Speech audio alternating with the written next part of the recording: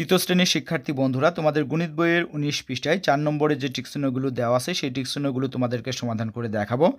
তো এখানে ১ নম্বরটা দেওয়া আছে, এক অযুত কত অঙ্ক বিশিষ্ট সংখ্যা হবে। এখানে বলা আছে এক অযুত, তার মানে তোমাদের স্থানীয় মান সম্পর্কে যদি ধারণা থাকে তাহলে এই ১ নম্বর টিকচিহ্নটি সঠিক অ্যান্সার করতে পারবা।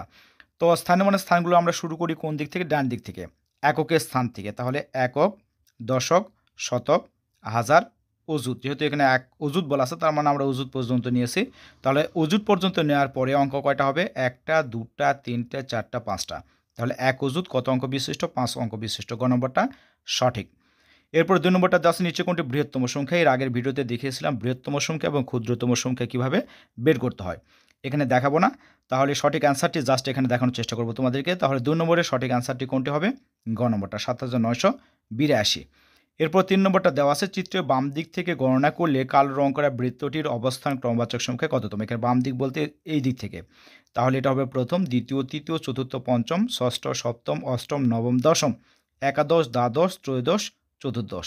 এই কালো বৃত্তটির অবস্থান হচ্ছে গ নম্বরটা, চতুর্দশ।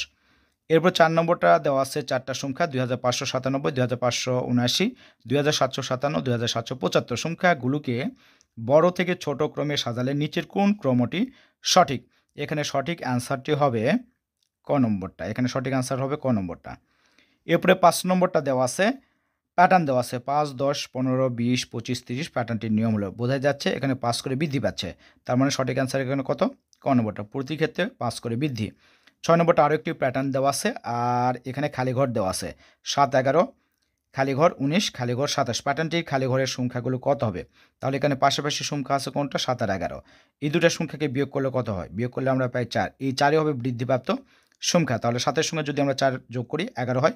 ১১-এর সঙ্গে ৪ যোগ করে যেটা হবে খালি ঘরে আমরা বসাবো, তাহলে হয় ১৫। এই ১৫-এর সঙ্গে যদি আমরা ৪ যোগ করি হয় ১৯, ১৯-এর সঙ্গে ৪ যোগ করলে কত হয়? ২৩। তার মানে এই খালি ঘরের সংখ্যা দুটো হবে কি? গ নম্বরটা, ১৫ এবং ২৩। এরপর ৫ নম্বরটা দেওয়া আছে, খালি ঘর পূরণ করি। এখানে ১ নম্বরে খালি ঘর দেওয়া আছে আর পাশে লেখা আছে সংখ্যাটি ৩৫০০.৫ একক। এই যে অঙ্কগুলো আছে স্থানীয় মান অনুসারে বসিয়ে সংখ্যা তৈরি করতে হবে। তাহলে এককের ঘরে কত বসবে? ৫। এরপর দশকের ঘরে বসবে ০।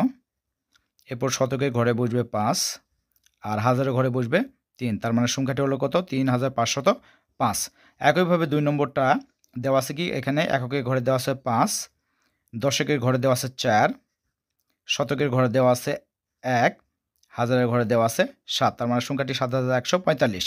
এরপর ৩ নম্বরটা দেওয়া আছে, এককের ঘরে দেওয়া আছে ৭। তাহলে এককের ঘরে আমরা ৭ বসাবো। দশকের ঘরে দেওয়া আছে ২। এখানে শতকের ঘরে দেওয়া নেই, মানে শতক কোনো কিছু দেওয়া নেই, এখানে শতক দেওয়া নেই। এখানে শতক দেওয়া নেই, তার মানে কোনো কিছু না থাকলে কী হয়? শতকের ঘরে কী হবে? ০ হবে। এরপরে হাজারের ঘরে দেওয়া আছে ২, তার মানে সংখ্যাটি হলো ২০২৭।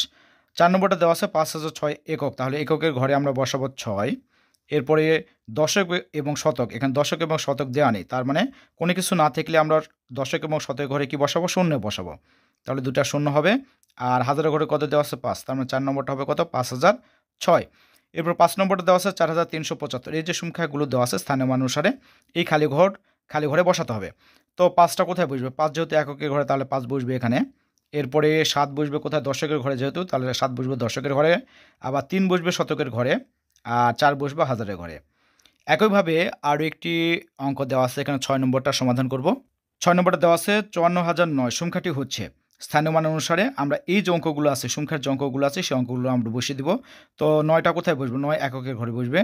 এরপরে ০ বসবে দশকের ঘরে, আরেকটা ০ আছে এটা বসবে শতকের ঘরে, ৪টা বসবে হাজারের ঘরে, আর ৫ বসবে অযুতের ঘরে।